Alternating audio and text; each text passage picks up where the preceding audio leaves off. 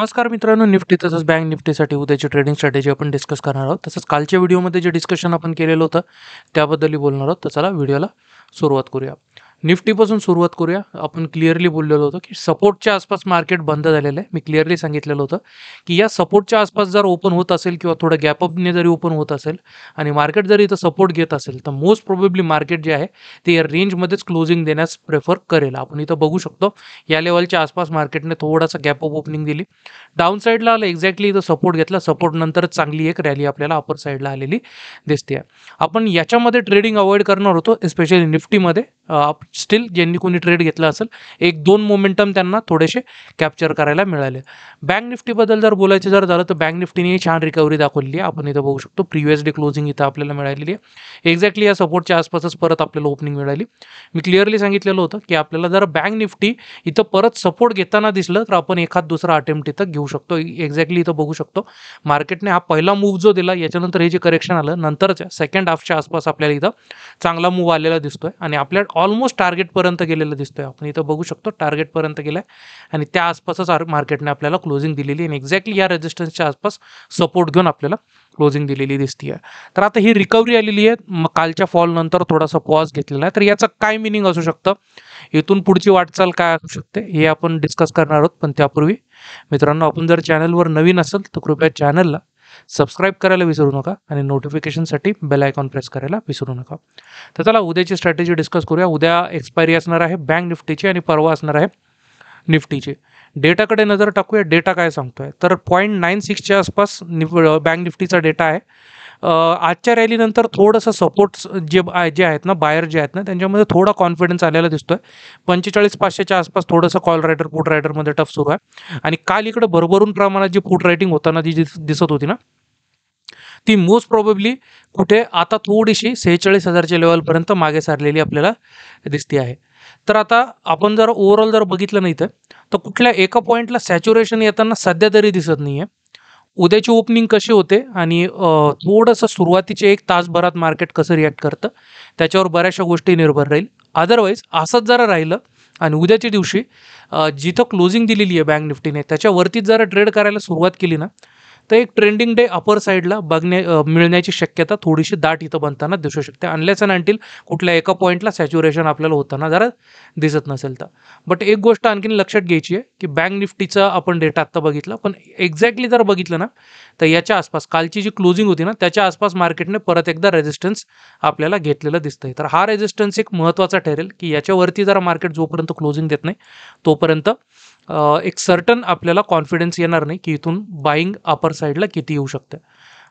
निफ्टीचा data बघून घेऊया. निफ्टीचा data काय सांगतोय तर निफ्टीचा डेटा आहे 0.82च्या आसपास आहे. थोड्याशा रॅलीनंतर आपण इथं बघू शकतो जो ओव्हरसोल्डमध्ये होता भयंकर ओव्हरसोल्डमध्ये त्याच्यात थोडीशी रिकव्हरी झालेली आहे.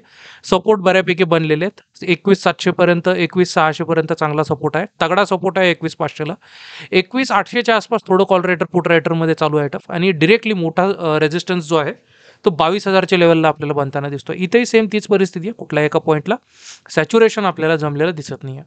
वन डेच्या टाइम फ्रेमवर जाऊया. वन डेच्या टाइम फ्रेमवरती जर इथं क्लिअरली जर बघितलं तर आता काय दिसतंय आणि मार्केट आपल्याला काहीतरी सांगण्याचा प्रयत्न करत आहे का किंवा इथं परत एकदा पॉज घेऊन परत कुठली रॅली येण्याच्या प्रयत्नात मार्केट आहे का, तर हे सगळं डिस्कस करूया. त्यासाठी आपल्याला मित्रांनो पूर्ण व्हिडिओ जो आहे ना तो शेवटपर्यंत बघावा लागेल, कारण की चार्ट रीडिंग डेटा रीडिंग ह्या ज्या गोष्टी असतात ना या तुम्हाला डिटेलमध्ये समजायच्या असेल तर त्या लाईव्ह असंच समजू शकतात. मी कुठले कोर्स वगैरे सेल करत नाही, तसा माझा कुठला प्लॅनही नाही आहे. जे काय आहे ते डेली ॲनालिसिसच्या माध्यमातून आणि मी जसं करतो, मी जसा प्लॅन ठेवतो त्या हिशोबानेच आपल्याला समजवण्याचा माझा प्रयत्न असतो. तर आता क्लिअरली बघूया. थोडंसं मोठा टाईम फ्रेम आपण एकदा बघून घ्या. वीकली टाईम फ्रेमवरती आपल्याला काय पिक्चर बनताना दिसतंय. तर वीकली टाईम फ्रेमवरती क्लिअरली जर बघितलं तर मार्केटने इथून एक रॅली चालू केली. थोडासा मीडियम टर्म बघू आपण. तर इथून रॅली केली, करेक्शन आलं, परत एकदा रॅलीचा प्रयत्न झाला आणि नंतर इथून एकदा फॉल आलेला आपल्याला दिसतोय. तर टेक्निकली असा डबल टॉप आल्यानंतर जर मार्केटने, मी पहिल्यापासून सांगतोय, जोपर्यंत फ्रेश लो बनवत नाही तोपर्यंत मार्केट थोडंसं डीप डाऊन ट्रेंड करेक्शन देणार नाही, जे की मी एक्सपेक्ट करत होतो की या लेवलपर्यंत जर याच्या खाली जर क्लोजिंग दिली तर हा गॅप फिलअप करण्यासाठी येऊ शकतं, पण तसं होताना आपल्याला दिसत नाही आहे. ह्या वीकचं जर बघितलं ना तुम्ही सिनारिओ, आपण इथं बघू शकतो की रॅली आली, इथून रॅली आली, परत एकदा फॉल आला, पण इथून परत एकदा रिकव्हरी आलेली आपल्याला दिसते. इथं जर बघितलं ना परत रिकव्हरी आलेली आपल्याला दिसते. तर कदाचित मार्केट जे आहे ते इथं थोडासा ब्रेक घेऊन कुठलाही नवीन लो न लावता कदाचित आपल्याला अशा प्रकारचं पॅटर्न बनून वरती जात आहे की काय, तशी एक शक्यता बनताना दिसते. याचं कन्फर्मेशन कसं येईल, काही सर्टन लेवल जे आहे त्याच्यावरती जोपर्यंत क्लोजिंग देत नाही तोपर्यंत. तर आपण त्या लेवल्स बघूया, लेवल्स कुठल्या आहेत. तर आपल्याला त्याचा कॉन्फिडन्स कुठे येईल, प्रिव्हियसली जर बघितलं तर तुम्ही इथं बघू शकता की ही जी लेवल आहे ना, ज्याच्यावर सध्या आपण मार्किंग ठेवलेली 840 ते 810 820ची लेवल, ही आपण पहिलेही बऱ्याच वेळेला ट्रॅक केलेली आहे. इथून फॉल आला तगडा, प्रिव्हियसली ज्या ज्या वेळेला इथं रेजिस्टन्स आलेलं आहे, फॉल आलेला आहे, आपण इथं बघू शकतो, परत फॉल आलेला आहे, परत फॉल आलेला आहे. ब्रेकआउट जेव्हा दिला रॅली आली, पण फार जास्त सस्टेन नाही झाली. परत इथून ब्रेकआउट दिला, जास्त सस्टेन नाही झाली. आता थर्ड अटेम्प्टमध्ये आपल्याला परत एकदा रिसेंटचं जर बघितलं ना 1, 2 आणि तिसऱ्या अटेम्प्टमध्ये आपल्याला याच्या आसपास जाताना दिसतंय. तर ह्या वेळेस जर हे तुटलं ना तर सस्टेनेबल मूव्ह येण्याची दाट शक्यता आपल्याला राहील. याच्यावरती जर मार्केटने स्ट्रॉंग क्लोजिंग दिली तर, निफ्टीने जर याच्यावरती स्ट्रॉंग क्लोजिंग दिली तर, याला फेवर कुठली गोष्ट करेल, तर फेवर ती मोस्टली गोष्ट करू शकते. आणि आज जर तुम्ही हीट मॅपमध्ये जर बघितलं ना तर ओव्हरऑल असं काल जसं झालेलं होतं त्याच्या विपरीत आज सगळ्याच सेक्टरमध्ये ओव्हरऑल तुम्ही जर बघितलं, IT सेक्टरही बऱ्यापैकी पळालेलं आहे.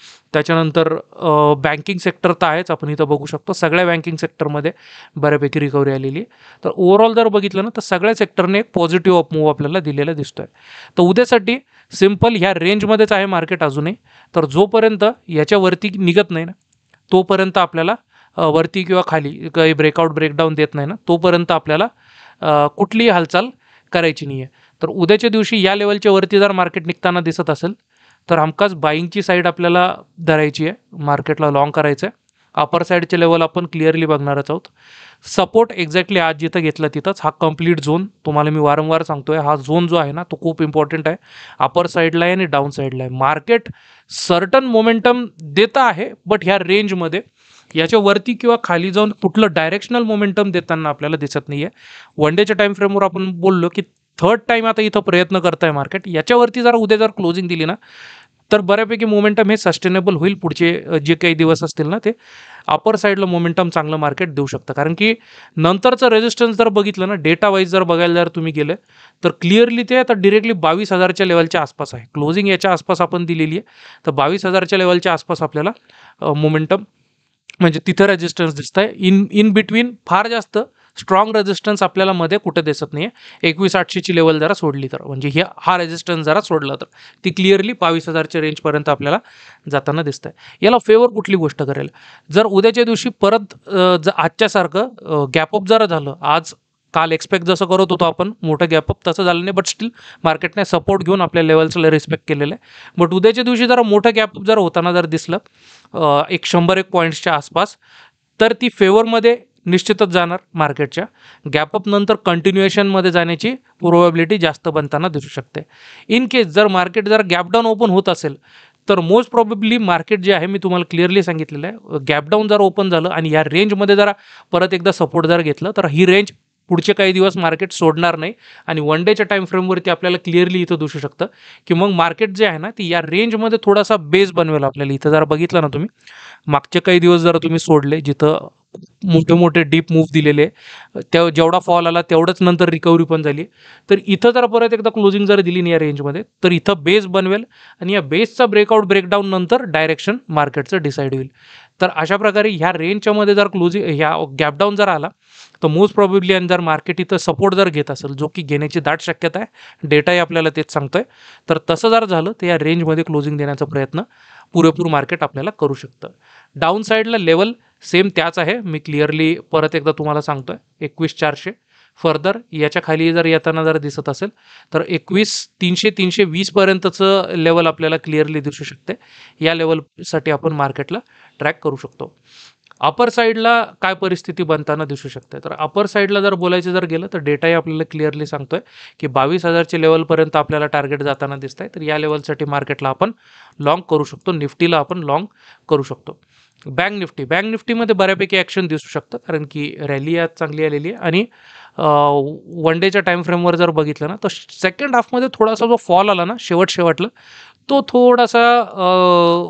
थोडासा ना त्याच्यामध्ये अनसर्टन मूव्ह, जसं मी काल तुम्हाला सांगत होतो ना, की उद्याच्या दिवशी जर मार्केटने इथं सपोर्ट घेतला तर काइंड ऑफ इथं एक डबल बॉटम बनण्याचा एक सिलसिला चालू होऊ शकतो, डबल बॉटम बनण्याचा एक सिनारिओ चालू होऊ शकतो. तशा प्रकारचंच आज इथं होताना दिसलं. फक्त ही क्लोजिंग जी आहे ना, याच्या आसपास जर झाली असती तर कॉन्फिडन्स आपला आणखीन दाट झाला असता. तर आपण इथं बघू शकतो काइंड ऑफ डबल बॉटम बनण्याची परिस्थिती इथं सुरू झालेली आहे. तर असा जर डबल बॉटम आणि याच्यावरती जर क्लोजिंग दिली तर हा सक्सेसफुली अपर साईडला जाताना दिसू शकतो. पोझिशनली आपल्याला जर ट्रेड प्लॅन करायचं जर म्हणलं तर मी तुम्हाला कालही सांगितलंय, आजही परत एकदा रिपीट करतोय, याचं स्ट्रक्चर ज्या वेळेला कंप्लीट होईल, याच्यावरती जेव्हा ब्रेकआउट देईल, तर हा जो गॅप आहे ना, मोठा गॅप जो बनलेला आहे, गॅप डाऊन आलेला आहे, हा HDFC बँकेचा रिझल्टच्या दिवशी आपण हे बघितलेलं होतं की हा गॅप फिलअप होताना नक्कीच आपल्याला आणि फार रॅपिडली आपल्याला दिसू शकतं याच्यावरती जर क्लोजिंग दिली तर पोझिशनलचा एक सेटअप तिथं बनू शकतो. 5 मिनिटाच्या टाईम फ्रेमवर जाऊया. 5 मिनिटाच्या टाईम फ्रेमवरती क्लिअरली लेवल्स आपल्यासमोर आहे. अपर साईडला रेजिस्टन्स आज जिथं घेतलं एक्झॅक्टली तिथंच 45,800ची लेवल, हा कंप्लीट झोन. डाऊन साईडला 45,700 पासून तर 45,800ची लेवल. तर या लेवलच्या आसपास मार्केट आपल्याला रेजिस्टन्स घेताना दिसू शकतं. याच्यावरती क्लिअरली जोपर्यंत निघत नाही तोपर्यंत सेलिंग साईडला आपल्याला बसायचं नाही. डाऊन साईडला इमिडिएट सपोर्ट मला दिसतोय तो या लेवलच्या आसपास, जो की असेल 45,340 पासून तर अपर साईडला 45,400 पर्यंत. तर या दोन लेवलकडे आपल्याला लक्ष ठेवायचं. आज क्लोजिंग याच्या आसपास दिलेली आहे. याच्या खाली मार्केट जर येताना जर दिसलं तर क्लिअरली मग या लेवलपर्यंत 44,500 ते अपर साईडला 44,600 या लेवलपर्यंत मार्केट येताना आपल्याला दिसू शकतं. याच्यावरती जरा निघालं तर मधले टार्गेट आपले ऑलरेडी इंटॅक्ट आहेच. तसेच 46,180 त्या अपर साईडला डिरेक्टली मग 46,660 ते 700ची लेवल. डेटाही आपल्याला तेच सांगतोय. तर या दोन लेवलसाठी आपण मार्केटला लॉंग करू शकतो. एक्सपायरी आहे बँक निफ्टीमध्ये. आज बऱ्यापैकी रिकव्हरी आलेली आहे. डाऊन साईडने जर बघितलं तुम्ही तर आपण इथं बघू शकतो काइंड ऑफ आपल्याला एक हेड अँड शोल्डर पॅटर्न आपल्याला बनताना दिसतंय. आपण इथं बघू शकतो अशा प्रकारचं एक पॅटर्न आपल्याला बनताना दिसतंय आणि इथं एक एक्झॅक्टली इथं सपोर्ट घेऊन मार्केट जे आहे ते एक मिनिमम पुलबॅक नंतर अपर साईडला जाण्याची प्रोबॅबिलिटी जास्त आपल्याला बनताना दिसते. तर हे एक स्ट्रक्चर जरा सक्सेसफुल गेलं उद्या तर अपर साईडला चांगली रॅली येताना दिसू शकते.